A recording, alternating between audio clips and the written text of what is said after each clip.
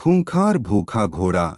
एक दिन राजा कृष्णदेव राय के दरबार में अरब देश का एक व्यापारी आया। उसके पास एक से बढ़कर एक अरबी घोड़े थे। व्यापारी ने हट्ठे कट्ठे और तंदुरुस्त अरबी घोड़ों की राजा कृष्णदेव राय के सामने इतनी तारीफ की कि उन्होंने फौरन उन घोड़ों को खरीदने का मन बना लिया।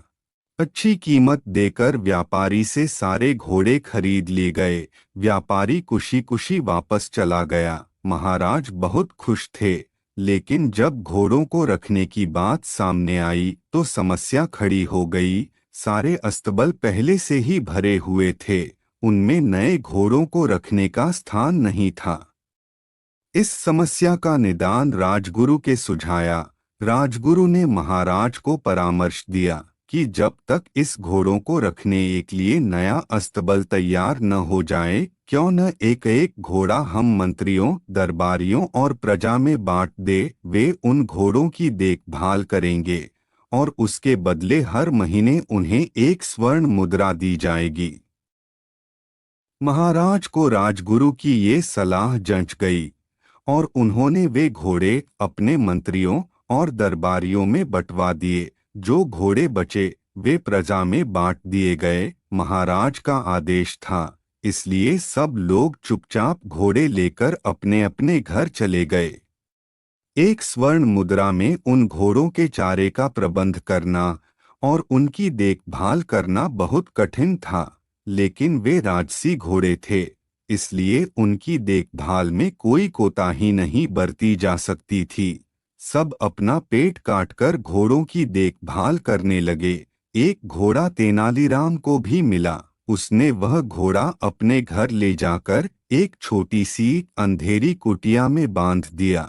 उस कुटिया में छोटी सी एक खिड़की बनी हुई थी। उस खिड़की से तेनालीराम रोज शाम थोड़ी सी सूखी घास घोड़े को खिलाया करता था। घोड़ा दिन भर भूखा रहता था, इसलिए जैसे ही शाम को खिड़की से सूखी घास देखता, लपककर उसे खा जाता। दिन बीतते गए और वह दिन भी आया जब अरबी घोड़ों का अस्तबल बनकर तैयार हो गया। जिन मंत्रियों, दरबारियों और प्रजा के पास अरबी घोड़े थे, उन्होंने चैन की सांस ली। इतने दिनों में घोड़ों की देखभाल के कारण सबके घर का बजट बिगड़ गया था, कईयों पर कर्ज चढ़ गया था। खैर, वे घोड़े लेकर राजमहल पहुंचे। इधर तेनालीराम जब राजमहल पहुंचा तो उसका घोड़ा नदारद था। महाराज के पूछने पर वह बोला, महाराज क्या बताऊं, वह घोड़ा बहुत ही ज्यादा खूंखार हो गया है, किसी पर भी हमला कर देता है। मुझ में तो इतना साहस नहीं कि उसके अस्तबल में घुस पाऊं, इसलिए मैं उसे नहीं ला पाया। महाराज कुछ कहते, इसके पहले राजगुरु बोल पड़े, महाराज तेनालीराम की बात पर विश्वास नहीं किया जा सकता। अवश्य घोड़ा सही सलामत नहीं है, इसलिए तेनालीराम बहाना कर रहा है। हमें वहां जाकर वास्तविकता का पता लगाना चाहिए। महाराज ने राजगुरु को कुछ सैनिकों के साथ तेनालीराम के घर जाकर घोड़े को लाने का आदेश दे दिया। राजगुरु सैनिक लेकर तेनालीराम के घर पहुंच गए। साथ में तेनालीराम भी था। तेनालीराम ने उसे वह कुटिया दिखाई जहां घोड़ा बंधा हुआ था। राजगुरु जब कुटिया के पास पहुंचे तो तेनालीराम बोला, राजगुरु जी संभल के, घोड़ा सच में बहुत खूंखार हो गया है। आप पहले खिड़की से उसका मुआयना कर लीजिए। राजगुरु ने भी सोचा कि पहले खिड़की से ही मुआयना कर लेना उचित होगा।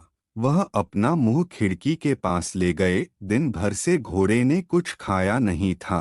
तेनालीराम शाम के समय ही उसे सूखी घास दिया करता था, इसलिए जैसे ही राजगुरु खिड़की के पास अपना मुंह लेकर गए, उनकी दाढ़ी को सूखी घास समझकर घोड़े ने मुंह में दबा लिया और खींचने लगा।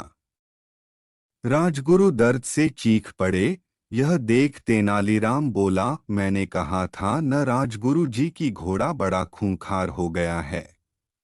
राजगुरु क्या कहते, बस दर्द से चीखते रहे और अपनी दाढ़ी छुड़ाने का प्रयास करते रहे, किंतु भूखा घोड़ा भी दाढ़ी छोड़ने तैयार नहीं था। आखिरकार सैनिकों द्वारा तलवार से दाढ़ी काटकर अलग कर दी गई।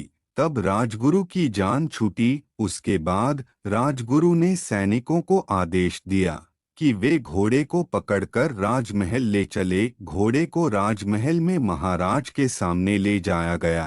राजा ने जब घोड़े को देखा तो आश्चर्यचकित रह गए। इतने महीने ढंग से कुछ खाने पीने को न दिए जाने के कारण उसका शरीर सूख गया था और वह एकदम मरियल दिख रहा था।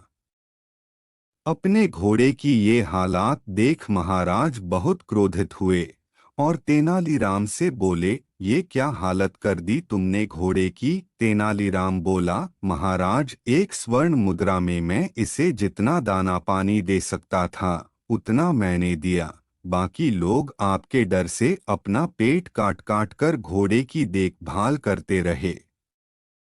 वह आगे कहता गया, महाराज, राज्य के राजा का धर्म प्रजा की देखभाल करना है, न कि उन पर अतिरिक्त बोझ डालना। इन घोड़ों की देखभाल करते करते और उन्हें बलवान व तंदुरुस्त बनाए रखने में आपकी प्रजा दुर्बल हो गई है।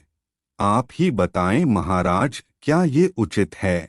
महाराज को तेनालीराम की बात समझ में आ गई और उन्हें अपनी भूल का एहसास हो गया। अपनी इस भूल के लिए उन्होंने सबसे क्षमा मांगी और उन्हें इन महीनों में हुए खर्चों की भरपाई भी दी। अगर आपको हमारी वीडियो अच्छी लगी हो तो हमारे चैनल को सब्सक्राइब, शेयर, वीडियो को लाइक और बेल आइकॉन ऑन करना मत भूलिएगा, ताकि आपको हमारी वीडियो समय सिर मिलती रहे।